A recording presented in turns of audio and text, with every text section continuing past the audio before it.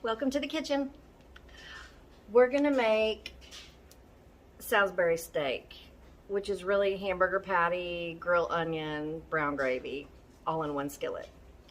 I haven't made it in a long time, and I've only made it once or twice. And the first time I ever made it, I didn't follow a recipe. I just winged it, and it turned out really good. And so I've been kind of feeling in the mood for that, so we are going to make that. Let me show you what you're gonna need. Okay, so I just got 4 hamburger patties that are already pressed. 93 lean, 7% fat. There's 4. Brown gravy mix. I don't know if we're going to use 1 packet or 2, but there's that. Probably both packets to make a lot of gravy. And then half of an onion, which I've already chopped up into rings. Okay. And then I want to show you guys this cool little onion keeper I found at the Aldi. So it looks like this. You open it up like that, and it has this like little bouncy film. Okay, so whatever onion you have left over, put that in there, and it seals it. Look at that. Isn't that neat? Keeps it fresh. And I got one for, this is a little topper for a lemon. So when you cut a lemon in half, the lemon that's left over, you just put this little hat on it. It keeps it fresh. I got one for, it all came in a kit. So there was a green one shaped like an avocado, this one for onion, another round one for tomato. Just a really neat kit I found at Aldi. I don't know that I ever hauled it for you guys, but anyway, this is simple, easy. Affordable for the most part. If you already have a hamburger is stupid high right now like eggs, so what are you gonna do? Okay, let's get to the skillet. Okay, let's get our heat going here. Hamburger patties. And since they're so lean, I'm just gonna put a spit of oil, just a tiny spit like that, just to get it going, you know. Where's my favorite spatula? Here it is. There he is. Gonna move that around a little bit, okay? And then we're gonna get our hamburger patties. Just plop them in there. This is so easy and so good. And I just put up a video. It's actually producing, it's uploading right now, but Walmart, Aldi, Cheapo Depot, and Dollar Tree haul. Just a bunch of stuff we got today that we wanted. Oh, and Cato. Okay, so we're gonna let these cook. I gotta wash my hands because y'all know I don't do good with raw meat. So we're gonna. My shirt is all wrapped up around my neck. Okay, get this going. I'll be back. You know what? We can go ahead and put the onions on it.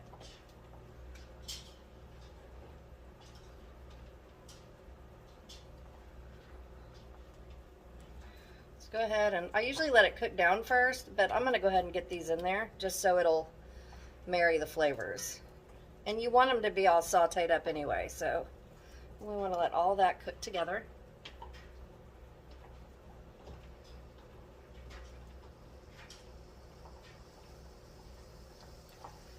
I think one of the best smells in the world is hamburger and onions cooking. I remember when Dalton lived at home, when he was a teenager. You know, Dalton will be 21 in a few months. Can you guys believe that?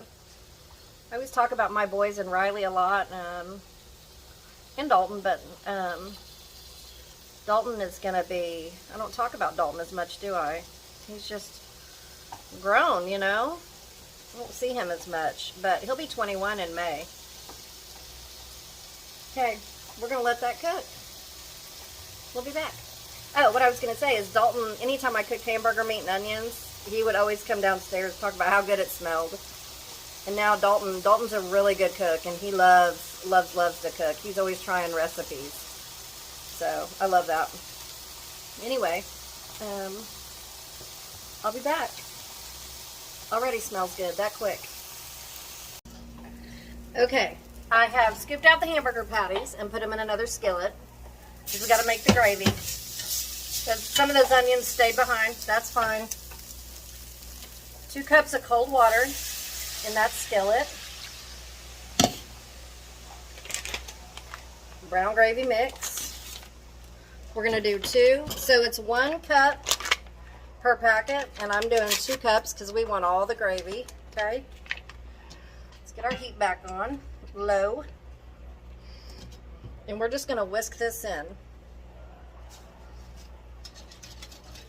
We are making some brown gravy.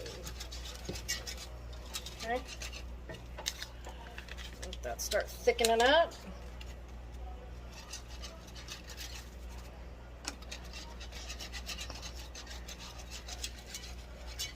This is so easy and so good. So much flavor. Okay, you get all that whisked together. When it starts thickening up, you just put those hamburger patties back in there and let it simmer for a few minutes, 4 or 5 minutes, and your Salisbury steak's ready. I'm also making a side of peas and a side of baked beans, bread and butter. This is something my mama would have made when I was growing up.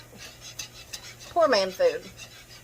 Poor man food is some of the best food on the planet.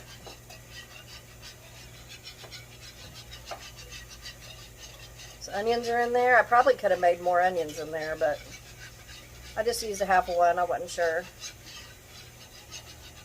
Starting to boil.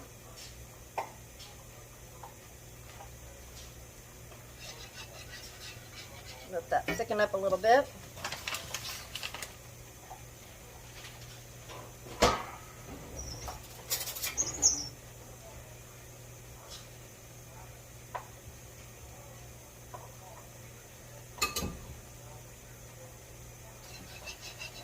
I've got it on a very low heat.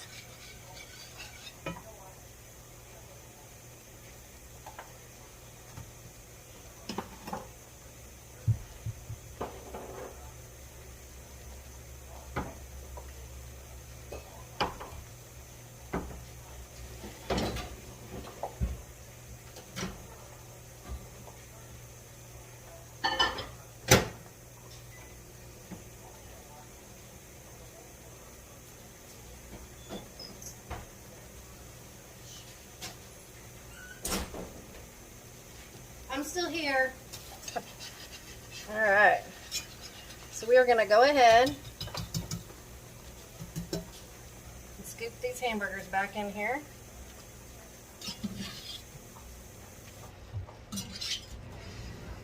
And all those, there's still a ton of onions I'm scooping out here.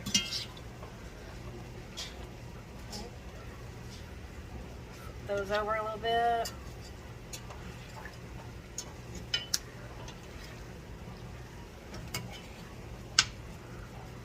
Look at that. Just keep that on a low and let it marry together. Look at that. I'll have that. I'll be back to you when it's plated up. Okay, here's my plate because I'm hungry.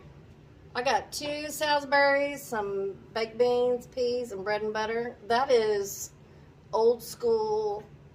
That's old school. Old school right there. Shane's starting off small with peas.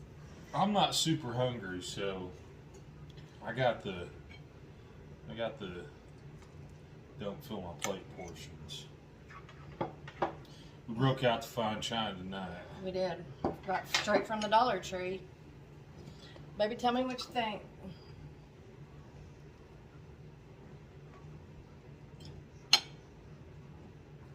It would have been better if we would have pounded out the hamburger ourselves. It's good. Tastes like Salisbury steak. Tastes like Salisbury steak. I love it. I recommend pounding out your hamburger meat yourself, but this was cheaper. So, anyway, there it is. Do your own meat pounding. My version, easy version of Salisbury steak with onions. Okay. What do you think? It's okay? Good. Gravy's good. I love you guys. Lord loves you more. I'm going to go eat dinner.